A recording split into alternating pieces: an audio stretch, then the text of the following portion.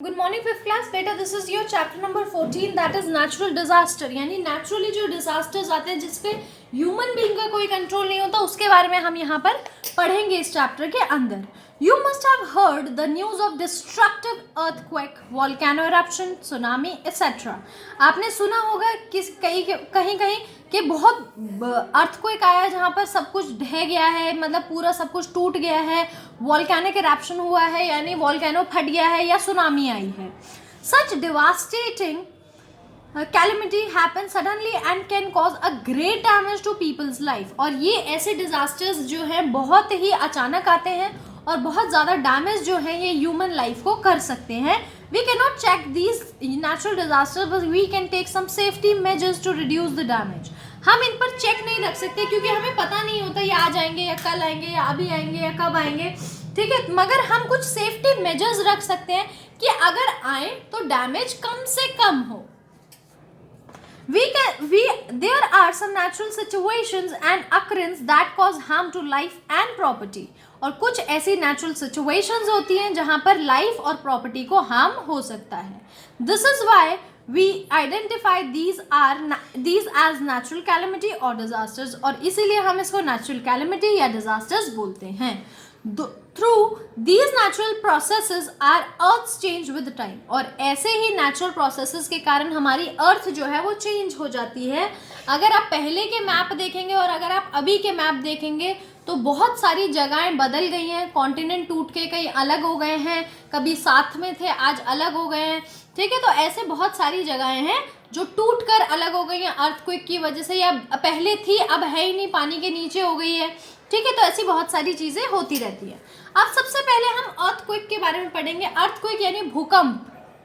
The shaking and vibration of earth crust due to movement of plates underneath the earth surface is called earthquake. यानी shaking जब होती है अर्थ के crust में, क्या होता है, अर्थ जो है बेटा ऐसे प्लेट्स से बनी हुई है, एक के ऊपर एक प्लेट्स हैं, ठीक है। ऐसे प्लेट जो है वो एक के ऊपर एक है, और जब भी ये हिलती हैं या मूव होती हैं बहुत ज़्यादा तो इसी को अर्थक्वेक कहते हैं, ठीक है। एक दूसरे से टकरा जाती हैं तो इसी को क्या कहते हैं, अर्थक्वेक, ठीक है। The place where these plates meet are cracks, और जहां पर भी एक दूसरे से मीट करती है वहां पर क्रैक्स आ जाता है अर्थ के क्रस्ट में, कॉल्ड फॉल्ट्स, और इसको क्या बोलते हैं, faults. Earthquake often occur when these plates move in different direction along the faults. और ये क्या होता है, अर्थक्वेक कब आता है, जब ये प्लेट्स मूव कर रही होती है अलग डायरेक्शन में फॉल्ट्स के साथ। Due to this pressure is release, और इसी के कारण प्रेशर रिलीज होता है। The point inside the crust, और एक पॉइंट जो क्रस्ट के अंदर होता है where the pressure is release is called focus, और जहां पर प्रेशर रिलीज होता है यानी मूव होने के कारण प्रेशर बढ़ता जाता है, और जहां से रिलीज होता है वहां से हम इसको कहते हैं फोकस। यानी फोकस कहां पर है, मतलब वहां पर सबसे भयंकर अर्थक्वेक होता है, यानी सबसे ज्यादा उसका मैग्नीट्यूड जो है वो होता है जहां पर फोकस होता है। अब यहाँ पर आप डायग्राम से इसको समझेंगे। Epicenter is the point where Earth's surface above the focus of the earthquake, where energy is released in the seismic wave. Epicentre उस पॉइंट को बोलते हैं जिसको हम फोकस भी बोलते हैं, और जहां से हमारी एनर्जी जो है वो रिलीज होती है इन सिस्मिक वेव्स, यानी इसको सिस्मिक वेव्स में ये रिलीज होती है, वेव्स होती है जिसका नाम हमने सिस्मिक रख दिया है। These waves spread out from the focus, the waves are felt most strongly at the epicentre, और सबसे ज़्यादा एपिसेंटर अगर यहाँ पर है तो सबसे ज़्यादा तेज अर्थक्वेक हम यहीं पर महसूस करेंगे, और बाकी जितना दूर जाता जाएगा उतना कम होता जाएगा। They become less strong as they spread out far places, और जितना दूर उतना कम। The most critical damage cause by earthquake would happen to close of the epicentre, और सबसे ज़्यादा डैमेज कहाँ होगा, एपिसेंटर के आसपास ही होगा, क्योंकि यही फोकस है।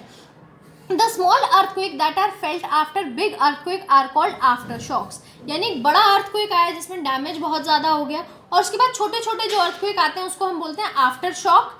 दे occur because the rocks that are displaced during the big earthquake start falling back into their places. और ये क्यों होता है, क्योंकि जब बड़ा अर्थक्वेक आता है तो कई सारी रॉक्स अपनी जगह से हिल जाती हैं और वो वापस से अपनी जगह पर गिर रही होती हैं, तो छोटे छोटे अर्थक्वेक वहां पर आ जाते हैं। डैमेज कॉज्ड, यानी डैमेज क्या होगा अगर अर्थक्वेक आ गया तो sometimes an earthquake is too weak to be felt by us, कभी कभी इतना हल्का होता है कि आप उसको फील भी नहीं कर पाते, सिर्फ न्यूज में सुनते हो.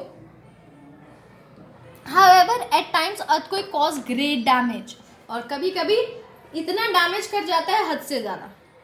और जैसे डैमेज क्या होता है, वाटर पाइपलाइन में बस्ट एंड वाटर सप्लाईज में भी कंटामिनेटेड, पानी के पाइप फट जाते हैं और पानी जो उसके अंदर होता है वो सारा कंटामिनेट हो जाता है, ख़राब हो जाता है. At under sea earthquake give rise to tsunami, अगर क्या कहते हैं पानी के अंदर अर्थक्वेक आए तो उससे सुनामी भी आ सकती है. Which cause severe damage in sea shores area, जो सी के आसपास के एरिया में बहुत ज़्यादा डैमेज कर सकते हैं. Sometime an earthquake cause landslide and fires, कभी कभी ज़मीन ढह जाती है, आग लग जाती है. Death and injuries of human being and animal, बहुत सारे जानवर और ह्यूमन बींग दोनों ही मारे जाते हैं. हाउसेज और बिल्डिंग्स का डिस्ट्रक्शन हो जाता है. Disruption of transport and communication link, communication के लिंक टूट जाते हैं, ट्रांसपोर्टेशन की जगहें ब्लॉक हो जाती हैं, ये सब अर्थक्वेक में होता है. मेजरिंग अप, अब मेजर कैसे करते हैं अर्थक्वेक को, अरे कि यहाँ पर तेज आया है, ये सेंटर है, ये नहीं है, कैसे पता चलता है.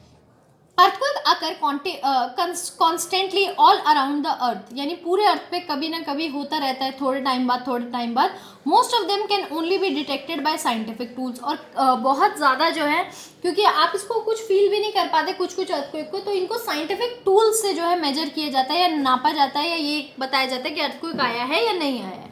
A seismograph is used to measure the strength of the earthquake. एक टूल होता है अर्थक्वेक को मेजर करने का जिसको बोलते हैं सिस्मोग्राफ.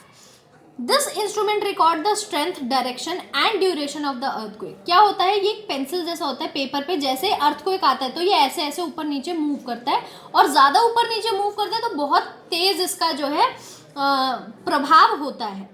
ठीक है, और इसी इंस्ट्रूमेंट में हम अर्थक्वेक का कि क्या स्ट्रेंथ, यानी कितना स्ट्रांगली आया था, किस डायरेक्शन में आया था और कितनी देर के लिए आया था, ये सब जान पाते हैं.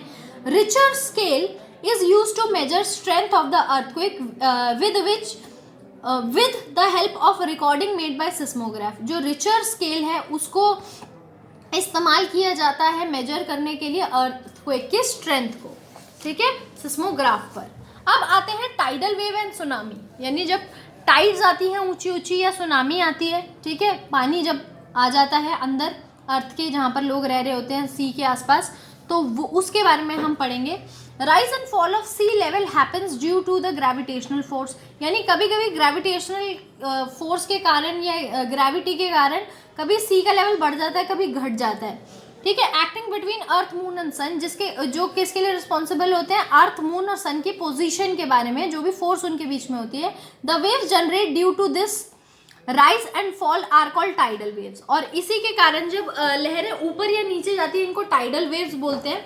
Under sea earthquake, volcano eruption और landslide can also be a reason of large wave in the sea, और अर्थ के अंदर सी के अंदर होने वाला अर्थक्वेक, चाहे वहाँ पे भूकंप आए या वोल्केनो इरप्ट हो या लैंडस्लाइड यानी ज़मीन ढह जाए, ये भी कारण है कि सी में जो वेव्स हैं वो बहुत ऊंची ऊंची जा रही हैं, और इसको हम सुनामी बोलते हैं.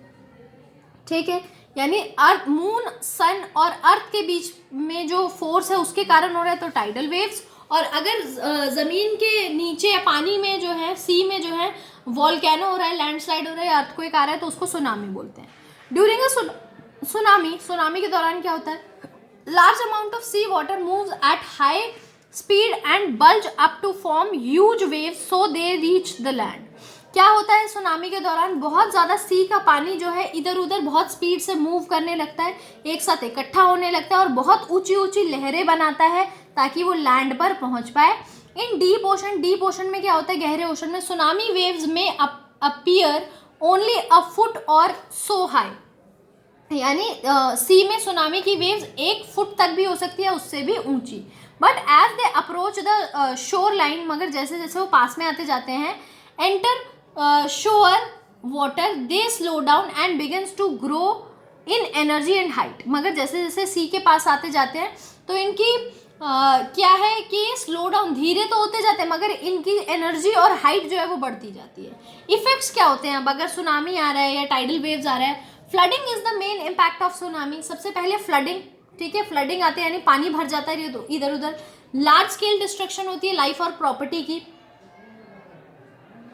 बहुत ज़्यादा डिस्ट्रक्शन होती है, may be cause due to flooding. जो फ्लडिंग के कारण ये होती है, वाटर जो होता है gradually destroyed foundation and coastal structure, यानी वहाँ की सारी इंफ्रास्ट्रक्चर जो है बेसिकली वो डिस्ट्रॉय जो है वो कर देता है। अब नेक्स्ट आते हैं हम वॉल्केनो के ऊपर, ठीक है। वॉल्केनो के बारे में हम पढ़ेंगे। Volcano is a crack or hole in the earth surface. Volcano क्या है, एक अर्थ के अंदर एक होल होता है from which molten rock smoke gases erupt from the mental, जिसके अंदर से चाहे वो रॉक हो, चाहे वो स्मोक हो, चाहे वो गैसेस हो, अर्थ के मेंटल के अंदर से निकलती है। The layer of hot rock below the crust, जो क्रस्ट के नीचे होती है। Eruption in volcanoes are among the most powerful forces in nature, यानी वॉल्केनो का फटना एक बहुत ही पावरफुल फोर्स होता है नेचर का। मॉल्टन रॉक जो होती है come from the volcano called lava, जो पिघली हुई रॉक्स होती हैं जो अर्थ के अंदर से निकलती हैं वॉल्केनो के जरिए, उसको लावा बोलते हैं। और magma is a term that is use for some hot rocks before they reach the earth surface. और मैग्मा बोलते हैं किसको, कुछ गर्म रॉक्स को अर्थ की सरफेस पे पहुंचने से पहले जो रॉक बन जाती है, गरम गरम rock. When a volcano erupt, जब एक वॉल्केनो फटता है, इरप्ट होता है, the magma from the mental push the surface of the earth by enormous pressure. तो मेंटल क्या करता है, सरफेस की तरफ अर्थ को पुश करता है, धक्का मारता है बहुत ही ज्यादा प्रेशर से।